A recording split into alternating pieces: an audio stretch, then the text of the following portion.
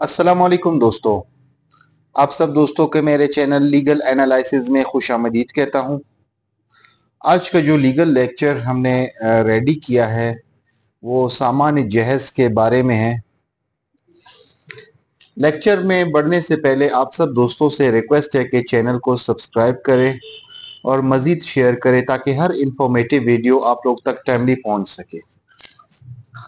आज का जो लेक्चर है, क्या जब कोई खातून को घर से निकाला जाता है और वो सामान जहेज के लिए फैमिली अदालत से रजू कर सकती है, या कोई ऐसी खातून जब उसका शौहर मर जाए और उसको ससुराल वाले घर से निकाल देते हैं और उसका जो सामान जहेज वगैरह होता है वो उसी घर में होता है, तो वो फैमिली कोर्ट से रजू कैसे कर सकती है, किन अशखास के खिलाफ वो दावा फाइल कर सकती है फैमिली कोर्ट से।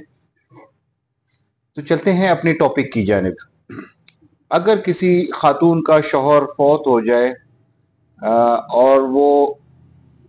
जो ससुराल वाले हैं उनको उसको घर से निकाल दे और बाद अज वो अपने सामान जहेज के लिए अदालत से रजू करना चाहती है, या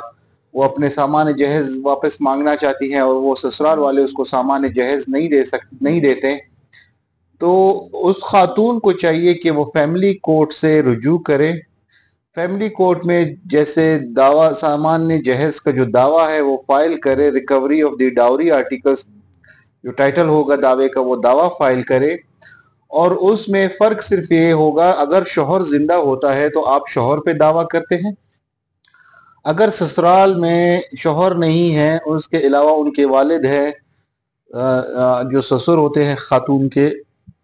वो या उनकी सास या जो भी ससुराल में अशखास अवेलेबल है जो सामान जहेज देने से इनकारी है, उन अशखास को बाकायदा आप पार्टी बनाएंगे और फैमिली अदालत में बाकायदा एक दावा फाइल करेंगे। आप जब आप ये दावा फाइल करेंगे तो आपको अदालत सामान जहेज जो आपका जहेज का सामान है जितना भी है, आप बाकायदा उसकी एक तहरीरी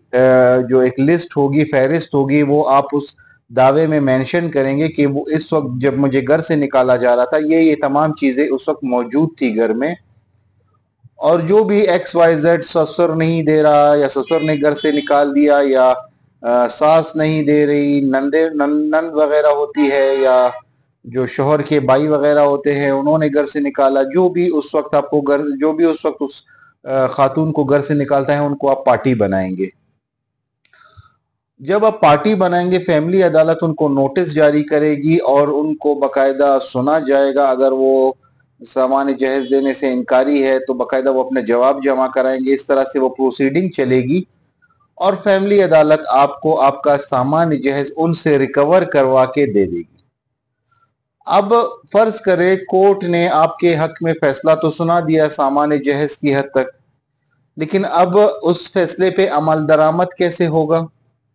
जब फैसला आपके हक में आ जाता है तो एक छोटी सी प्रोसीडिंग होती है जिसको हम एग्जीक्यूशन कहते हैं या अजरा की कार्रवाई कहते हैं। जब अदालत अपना फैसला सुनाती है तब अजरा की कार्रवाई उसके बाद शुरू होती है, और उस अजरा की कार्रवाई में या एग्जीक्यूशन प्रोसीडिंग में वो अपने फैसले पर अमल दरामद करवाती है, वो तमाम रिकवरी वो करवा के आपको हैंड ओवर करती है। तो दोस्तों, जब किसी का शौहर फौत हो जाए, बाज़ औक़ात होता है, ऐसे हुआ है, हमारे सामने केसेस आए हैं कि जब शौहर फौत होता है तब ससुराल वाले उसकी खातून को घर से निकाल देते हैं और बात जो चीज़ें वगैरह होती है उन पे भी कब्जा जमा लेते हैं। अगर ऐसा कुछ होता है तो आप अपने ससुराल वालों पर भी मुकदमा दायर कर सकते हैं सामान जहेज की वापसी के लिए।